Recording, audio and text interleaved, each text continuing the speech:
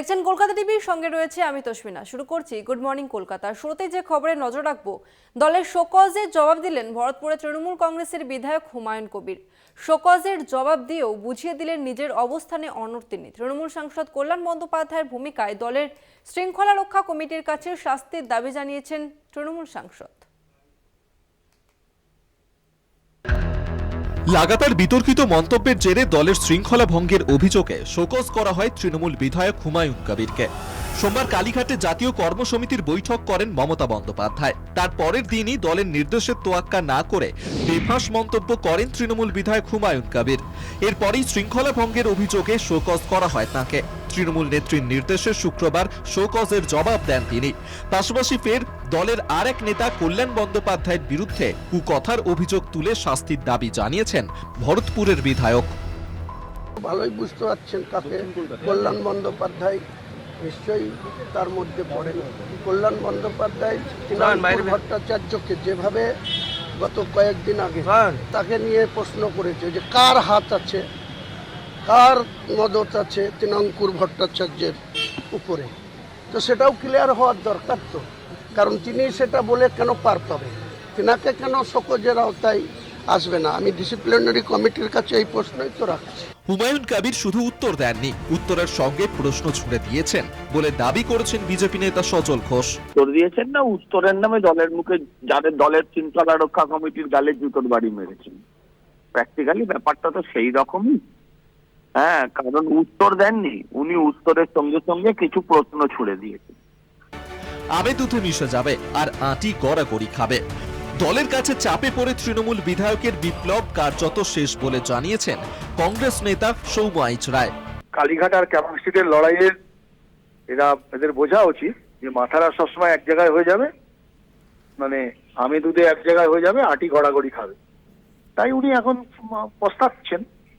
আসলে সেদিনকার মিটিংটা ছিল ভাইপোদের টিমকে সাইজ করার মিটিং, ওটা শৃঙ্খলা রক্ষা কমিটি নামটি কিছুই নয়, ভাইপো কমিটি সাইজ হবে, তাই হয়েছে। এখন উনি ম্যানেজ করার চেষ্টা করছেন। দলের কাছে 3 পাতার চিঠি দিয়ে শোকজের জবাব দিয়েছেন তৃণমূল বিধায়ক হুমায়ুন কবির। দুঃখ প্রকাশ করার পাশাপাশি কেন কুকথা বলেও শাস্তির মুখে পড়ছেন না কল্যাণ বন্দ্যোপাধ্যায় তা নিয়েও প্রশ্ন তুলেছেন ভরতপুরের তৃণমূল বিধায়ক। কলকাতা টিভি। শীঘ্রই শুরু হতে চলেছে ইস্ট ওয়েস্ট ও জোকা মেট্রো সংযোগ স্থাপনের কাজ। তার জেরেই খোদ কলকাতা ধর্মতলা থেকে সরে যেতে চলেছে শতাব্দী প্রাচীন L20 বাস স্ট্যান্ড। কলকাতা টিভির পর্দায় সেই বিশেষ প্রতিবেদন তুলে ধরলেন আমাদের প্রতিনিধি দুর্গাদাস বন্দ্যোপাধ্যায়।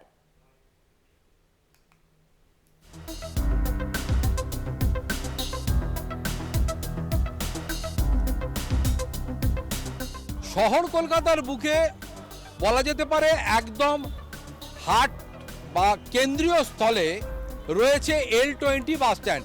শতাব্দী প্রাচীন এই বাস স্ট্যান্ডটি এই মুহূর্তে এখান থেকে দূরপাল্লার একাধিক বাস, সে SBSTC, north Bengal state transport corporation বা WBTCর বাস বিভিন্ন প্রান্তের মানুষকে যেমন শহর কলকাতায় পৌঁছে দেয়, তেমন শহর কলকাতা থেকে প্রতিদিন দূরবর্তী স্থানে পৌঁছে দেওয়ার দায়িত্ব রয়েছে এই L20 বাস স্ট্যান্ডের।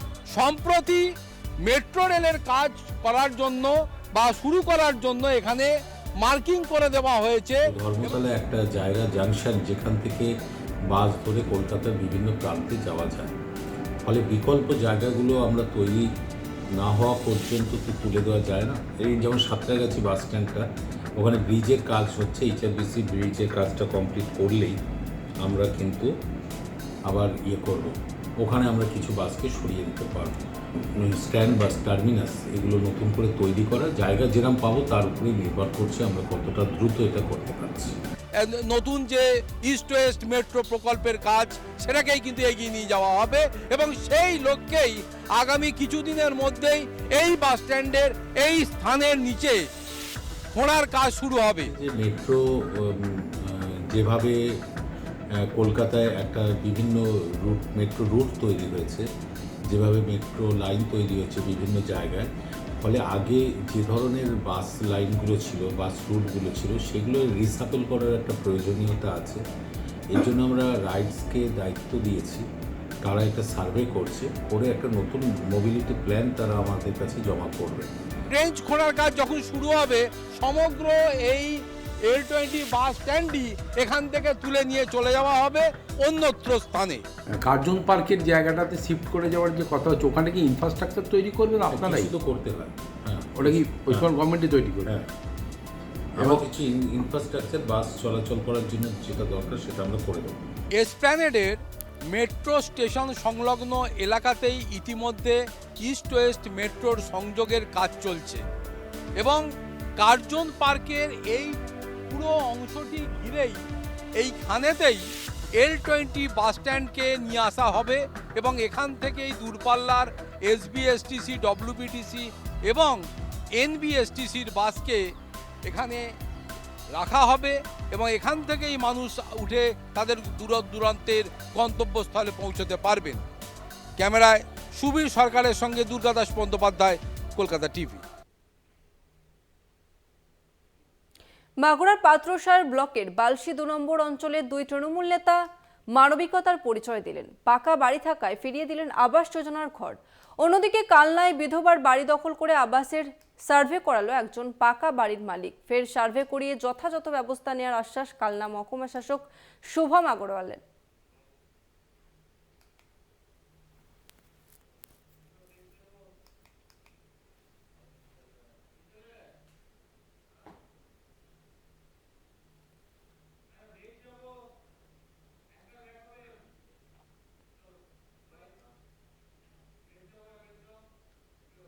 গুড মর্নিং কলকাতায় সময় একটা বিরতির, ফিরছে আরও অন্যান্য খবর নিয়ে, সঙ্গে থাকুন।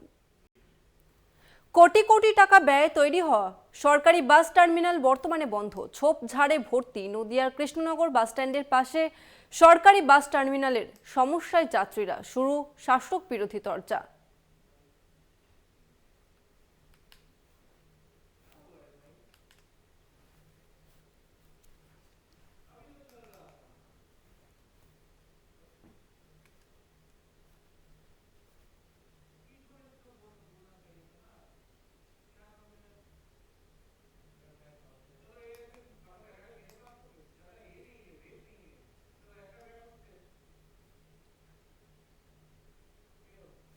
পানীয় জলের অপচয় রুখতে সক্রিয় নবান্ন। গোটা রাজ্য জুড়ে পুলিশের কাছে 70টি অভিযোগ জনস্বাস্থ্য ও কারিগরি দপ্তরের।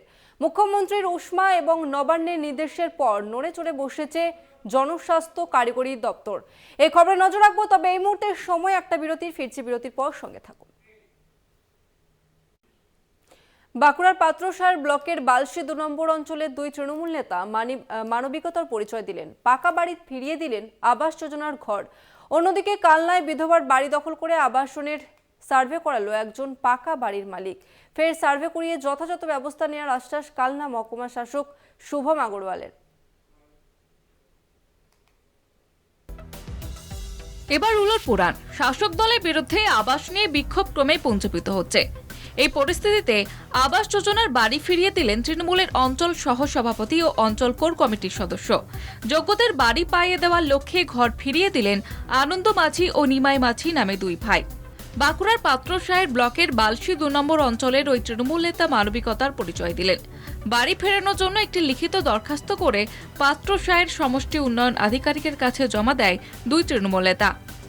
যখন সার্ভে টিম আবার বাড়ি দেওয়ার জন্য বাড়ি বাড়ি যাচ্ছে, তখন আমরা 2 ভাই ঠিক করলাম যে এখন আমরা বাড়ি আর নেব না, কারণ আমাদের বর্তমানে একটি পাকা বাড়ি আছে, সেই জন্য বাড়িটি ফেরত দিলাম।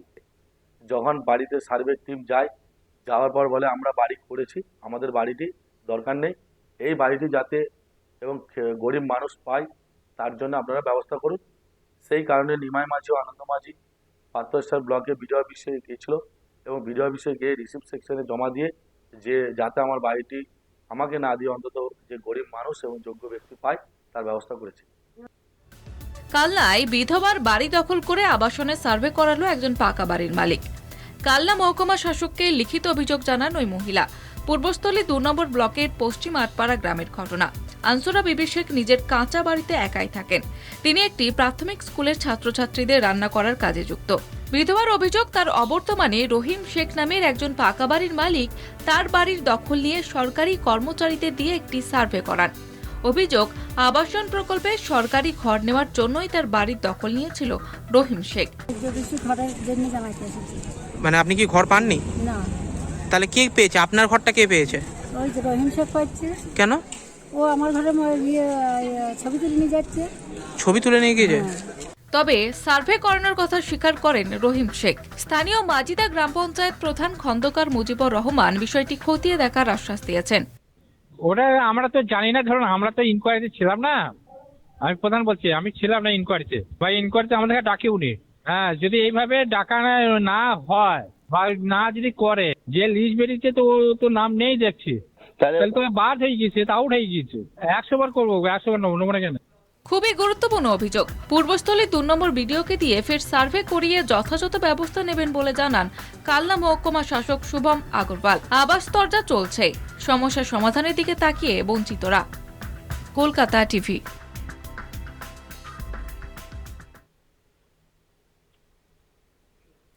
কোটি কোটি টাকা ব্যয়ে তৈরি হওয়া সরকারি বাস টার্মিনাল বর্তমানে বন্ধ। ঝোপঝাড়ে ভর্তি নদিয়ার কৃষ্ণনগর বাস স্ট্যান্ডের পাশে সরকারি বাস টার্মিনাল। সমস্যায় যাত্রীরা, শুরু হচ্ছে শাসক বিরোধী চর্চা।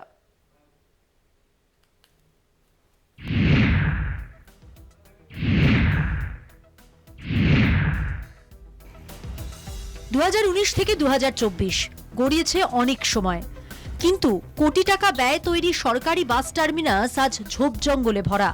2019 সালে মুখ্যমন্ত্রী ঘটা করে শিলান্যাস করেন নদিয়ার কৃষ্ণনগর বাস স্ট্যান্ডের পাশে সরকারি বাস টার্মিনাসের। 2021 সালে 23শে জানুয়ারি সরকারি আধিকারিক, রাজ্যের মন্ত্রীর উপস্থিতিতে উদ্বোধন হয় বাস টার্মিনাসের। কৃষ্ণনগরের Netaji Subhash Chandra Bose SBSTC bus terminus বন্ধে সমস্যায় সাধারণ মানুষও। সাধারণ মানুষ খুবই অসুবিধার মধ্যে আছি, কারণ এই ডিপোটা করে কোনো তো উন্নতি হলো না। আগে তো দূরে দূরে বাস চলতো, এখন আমরা আর বাস বন্ধ হয়ে গেছে, এখন লাইন খরচা আমাদের বেশি হয়ে যায়। আগে 60 টাকা যেতে পারতাম, এখন 120 টাকা লাগছে। অসুবিধা এখান থেকে দূর দূর পাল্লার বাস চললে অনেক সুবিধা হতো। সব শিলান্যাস করেছে, অনেক কিছু দেখিয়েছে যে হবে, দূর পাল্লার বাস চলবে, মানুষের অনেক সুবিধা হবে, তার ট্রেনে অপেক্ষা থাকতে হবে না, বাসে সেটা মিটবে। কিন্তু তার তো যেভাবে পড়ে রয়েছে কোনো অগ্রগতি কিছু দেখতে পাচ্ছি না। বাস বন্ধে শুরু শাসক বিরোধী তরজা। কাটমানি তোলাবাজি ইস্যুতে বিজেপির নিশানায় শাসক দল। অন্যদিকে পুরোপুরি কাজ হয়ে গেলে বাস পরিষেবা শুরুর আশ্বাস শাসক দলের। এই 6খানা গাড়ি চলছিল, চলতে চলতে হঠাৎ করে কাজটা যে কোনো কারণে বন্ধ হয়, বন্ধ হওয়াতে গাড়িগুলো অফ হয়ে যায়। অল্প কিছু কাজ বাকি আছে, যে কাজটা বাকি আছে, নিচে একটু কাজ বাকি আছে, কাজটা কমপ্লিট না হওয়া পর্যন্ত ডিপার্টমেন্ট তো গাড়ি এখান থেকে চালাতে পারছে না, দিচ্ছেও না। তো আশা করছি 2-1 মাসের মধ্যে কাজটা কমপ্লিট হয়ে যাবে। গাড়ি ওই 6টার জায়গায় আরও 10-12টার মতন গাড়ি বাড়বে। তাহলে উন্নয়ন কোথায় হলো? মমতা ব্যানার্জির প্রশাসন এবং মমতা ব্যানার্জির মন্ত্রী, রাজ্যের মন্ত্রী, এই এলাকার সাংসদ থেকে আরম্ভ করে প্রশাসনের একজাক আধিকারিকরা সেখানে উদ্বোধন শিলান্যাস করলেন। আজকে 2024 বন্ধ হয়ে রয়েছে। লক্ষ লক্ষ টাকা খরচ করে বাস টার্মিনাল করা হয়েছে, সেখান থেকে যাতে বাস চলে তার ব্যবস্থা করার জন্য জেলা প্রশাসনকে দাবি জানাবো।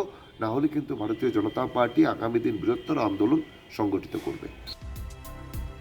শিলান্যাস হলেও প্রতিশ্রুতি পূরণ হয়নি। কোটি কোটি টাকা ব্যয়ে তৈরি বন্ধ টার্মিনাস থেকে কবে সরকারি বাস পরিষেবা চালু হয়, সেদিকেই তাকিয়ে নদিয়াবাসী।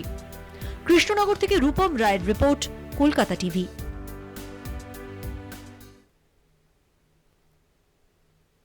পরীক্ষার আগে প্রশ্নপত্র বিকোচ্ছে হাজার হাজার টাকায়। সংবাদ মাধ্যম খবর করতে যেতেই মারমুখী হন পরীক্ষার্থীরা। ফার্মাসিস্ট পরীক্ষার কয়েক ঘন্টা আগে এমনি বেনিয়মের ছবি ধরা পড়েছে আরামবাগের সরকারি পলিটেকনিক কলেজে। ঘটনায় পুলিশ আটক করে 4 জনকে। ফার্মাসিস্ট পরীক্ষার আগে হাজার হাজার টাকায় বিকোচ্ছে প্রশ্নপত্র। পরীক্ষার কয়েক ঘন্টা আগে ছাত্রছাত্রীদের হাতে মাইক্রো জেরক্স করার রেডি টুকলি। পেজের কোশ্চেন পেয়েছেন? ওটা কি ওটা কি ওটা দেখাচ্ছিলাম, ওটা কি না না কি আছে দেখি না, ওটা দেখি একবার দেখি না কি দেখালেন। অভিযোগ পেয়ে সংবাদ মাধ্যম খবর করতে গেলে পরিস্থিতি উত্তপ্ত হয়ে ওঠে, মারমুখী হয়ে ওঠে পড়ুয়ারা। সংবাদ মাধ্যমকে তাড়া করা হয়, এলাকায় উত্তেজনা ছড়িয়ে পড়ে। পরে পুলিশ পরিস্থিতি নিয়ন্ত্রণে আনে। ভাটার মোড় রয়েছে, ভাটার মোড়ে মাঝে মাঝে কোশ্চেন লিক হয়ে যাচ্ছে শুনছি, যেটা দাদারা বলছেন যে কোশ্চেন নাকি কিছুজন পেয়ে যাচ্ছেন পরীক্ষার আগে, পরীক্ষা আধা ঘন্টা 1 ঘন্টা আগে কোশ্চেন পেয়ে যাচ্ছেন। এরকম কিছু অসৎ ছাত্রছাত্রীরা রয়েছে যারা আপাতত নোট টোট করছে, মানে অসৎভাবে করছেন, স্যাররা ধরেওছে অনেককে। ৩০০ জন পরীক্ষার্থীকে 25 লক্ষ টাকায় ফার্মাসিস্ট পরীক্ষার প্রশ্নপত্র সরবরাহ করা হচ্ছে। অভিযোগ, কারচুপির পিছনে রয়েছে কলেজের অধ্যক্ষ অধ্যাপকেরা।